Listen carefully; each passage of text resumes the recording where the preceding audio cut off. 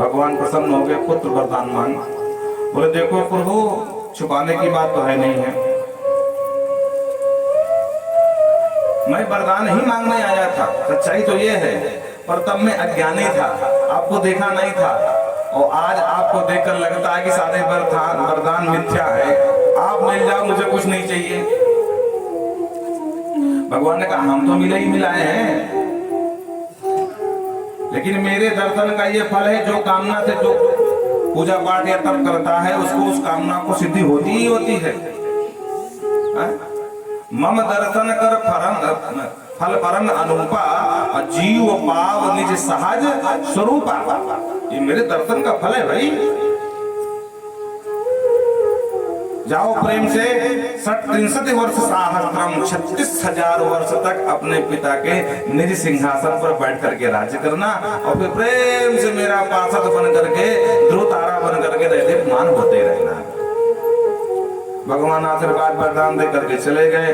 ध्रुव जी ने कहा अरे राम राम, मैंने क्या मांग लिया, अरे देवताओं ने मेरी बुद्धि हर लिया भाई हैं। भगवान आए, भगवान वरदान दे करके, अब बताओ 36,000 वर्ष तक तुम्हें रहना ही पड़ेगा यहाँ। ये वरदान मेरे लिए मजबूरी बन गया। वापस आए, और जब वापस आए तो महाराज उत्तानपाद अपने पुत्र को खोज रहे थे, जगह जगह जाकर घोड़े दौड़ाए जा रहे थे, रथ दौड़ाए जा रहे थे, और वापस आता हुआ देखा पुत्र को, बड़े प्रेम से घर में ले गए।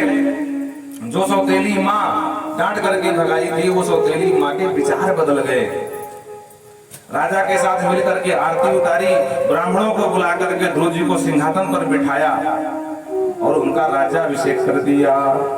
यस्य प्रसन्नो भगवान गुणैर्मत्यादिभिर्हरिः, जिसके ऊपर भगवान प्रसन्न हो जाते हैं ना, उस पे पूरी दुनिया मर मिटने लगती है, समझ लो।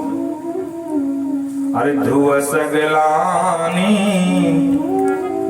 जप्यो हरि नाम, ध्रुव सगलानी जप्यो हरि नाम, पायो अचल अनुपम धाम, पायो अचल अनुपम धाम, ध्रुव सगलानी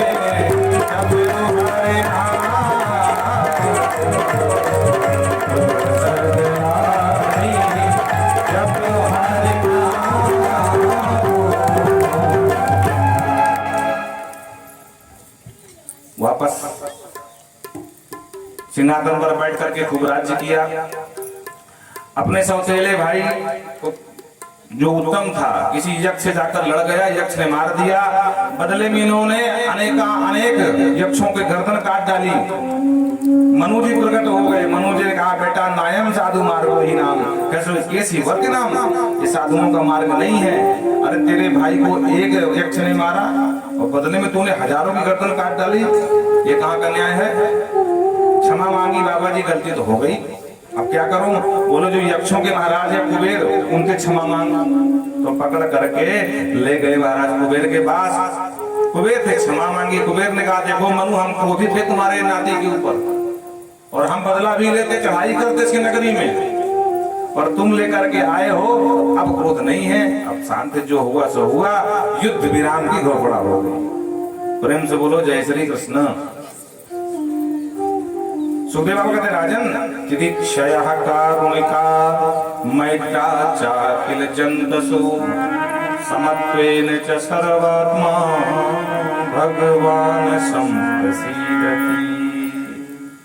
कहते हैं जो तितिक्षु होता है, द्वंद्व रहित होता है, कोई सम्मान करे कोई अपमान करे उसे कोई फर्क नहीं पड़ता है, बिल्कुल सम रहता है। जो करुणा से भरा होता है, छोटे पर करुणा करता है, दीनहीन का ध्यान रखता है, मैत्र्या